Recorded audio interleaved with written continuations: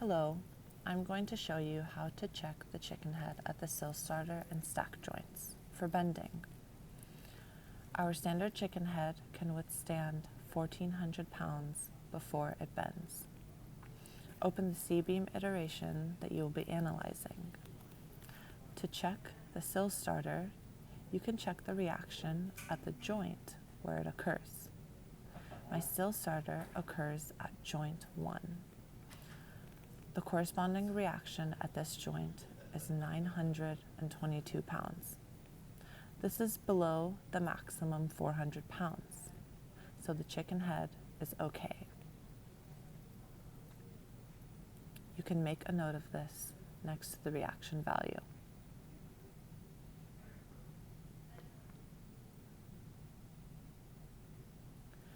To check the chicken head at the stack joint, you can review the shear reactions at the span in which the chicken head occurs.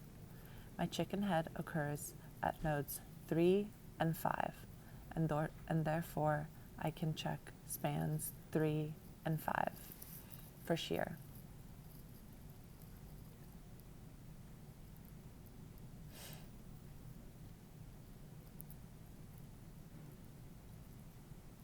You can highlight the shear at these spans to make it clear.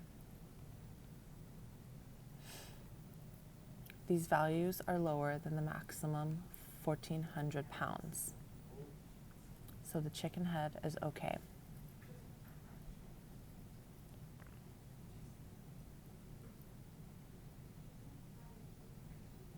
You can make a note of this next to the span name.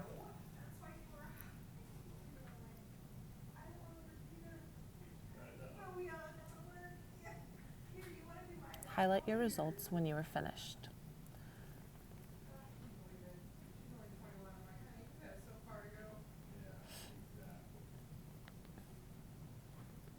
The check is now complete. Thank you for watching, and contact the Jumpstart team if you have any questions.